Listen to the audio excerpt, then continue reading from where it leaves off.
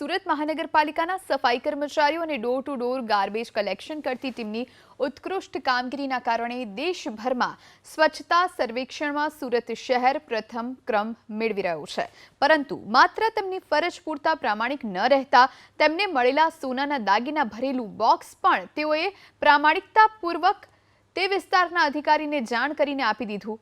વાહનના સ્વચ્છતા મિત્ર गणेश कुमार मुरलीधरन अने शीलाबेन संजयभाई वानखेड़े तथा ड्राइवर सलमान शेख नी टीम ने हाथ में पहरवाना पाटला, कान में पहरवानी बुट्टी तथा गळा में पहरवानुं हारनुं भरेलुं बॉक्स गार्बेज मांथी मळी आव्युं, जेथी तेओए पूणा ए नी वॉर्ड ऑफिसना स्टाफने साथे राखी विस्तारमां मालिकनी शोधखोळ माटे पूछपरछ करी, परंतु मालिक न मळता पूणा पोलीस स्टेशनमां हकीकतलक्षी विगत आपी जमा कराव्યું, જેથી આ ટીમનું મેયરે પણ સન્માન કર્યું।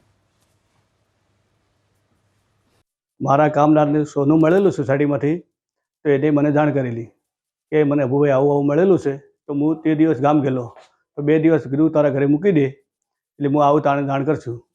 હું કાલે ગામથી આજે આવ્યો તો હું ચેક કરાવ્યું સોની ત્યાં જઈને, એ સોનું કે સોનું જ છે। તો હું સાહેબને જાણ કરી મારા પુના વોર્ડ ઓફિસમાં, સાહેબ કે આપણે પોલીસ સ્ટેશન જાણ કરીએ, કે પોલીસ સ્ટેશન અમે જમા કરાવી પહોંચો। અમારા કામદાર જે હતા એમને સોનું મળેલ હતું અને એમણે એમના સુપરવાઇઝરને વાત કરી।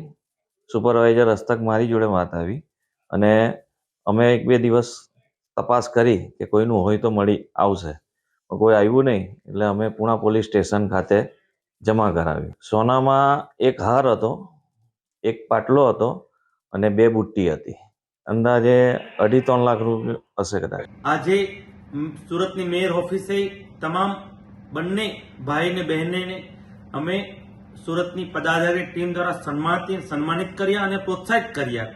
આ જ રીતે સુરતને પહેલો નંબર તો અપાવ્યો છે, પણ માનવતાની મહેકવામાં પણ તે લોકો કચાશ નથી રાખી।